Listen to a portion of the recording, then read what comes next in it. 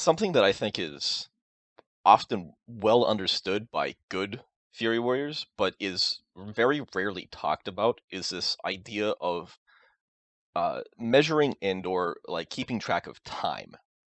And what I mean by this is that there is a flow to how the spec plays, right? Because we generate rage at a certain rate, and on top of that, we use rage at a certain rate, right? We want to build up rage as quickly as possible to get to our next rampage, and so on and so forth, right? And there's a standard, pretty consistent rate at which we generate rage, right? There's some variance based on sudden death procs and also recklessness usage and etc. But those rates are something that could be understood. And the thing is that understanding approximately how long it takes you to go from I just rampaged to how long before my next one is something that I think it should become intuitive, and being able to focus on how to make that intuitive is a skill that I think will make Fury Warriors who want to get better, it'll help make them better faster. So let's talk about the underlying implications to this and how this works, right?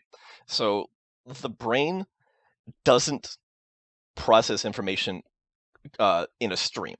It's actually kind of like a monitor in that it has a refresh rate, and every time it refreshes, it's processing that new information. Now, how the brain tells time is that it's actually counting the number of refreshes. It's not saying how long between the refreshes. So, for example, the reason why why you can see that this is correct is that when you have a lot of adrenaline, that refresh rate, to keep going with sort of a computer or a technology analogy, it sort of overclocks. It starts doing those refreshes faster.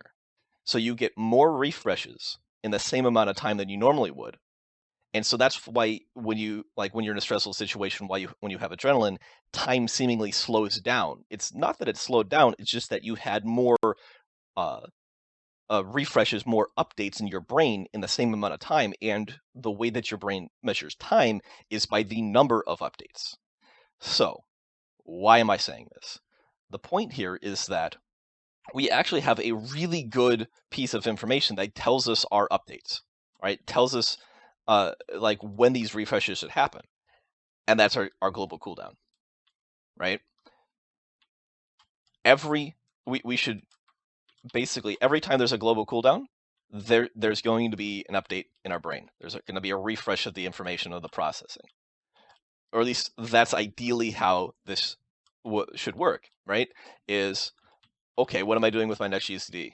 What just happened? What, etc. Well, the thing is that we can build this to plan out over time, understanding how many GCDs it's going to take you to get from wherever you're at now to that next rampage, right?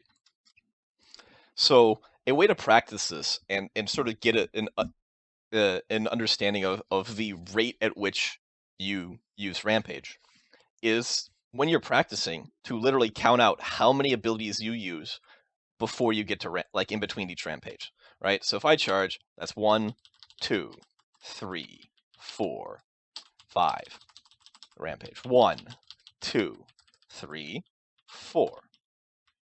1, 2, 3, 4. And you'll find that on average, without recklessness, it's going to be like excluding sudden death procs and etc. It's typically around 4. If you have bad luck with cooldowns, it might be 5, right? And so, but it's going to be around 4 global cooldowns, 4 abilities in between each rampage, and getting that intuitive understanding of like, okay, I'm going to do 4 things. I'm probably going to do 4 things before my next rampage. What will those 4 things be? Is it going to be a bloodthirst, then a raging blow, then bloodthirst, right? Or is it two raging blows? Am I going to have to whirlwind? What is it? Do I have a siege breaker, etc., right?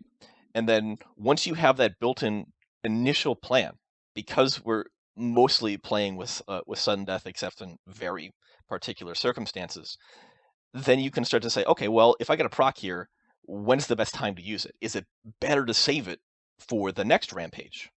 Or is it better to use it on this one, right? Because you don't want to overcap on rage and waste it.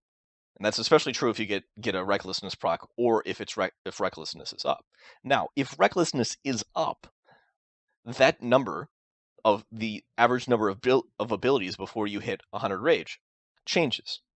It obviously goes down because, well, as the tooltip says, you generate 100 you generate 100% increased rage. So once this hits 0, let's have a little look-see. So there's that 1, 2, 3, 1, 2, 1, 1, 2, 1, 2. Oh, and it's off. So that's the thing is that with recklessness, that rate of change is fairly logically, because now we're generating double the rage. It's around 2. Now with lucky procs, you can turn that into you're only using 1 ability, but on average, you're going to be using 2 abilities in between each rampage. So knowing these facts, knowing how long it takes you to go between rampages, is a very important skill, because it allows you to plan things in advance. It allows you to figure out, what am I expecting to do? And over time, you can learn how to modify those plans, because you have no plan survives contact with the enemy. No battle plan survives it. It's just, that's kind of how it goes. Like, the reality of the situation is that you're going to have to adapt.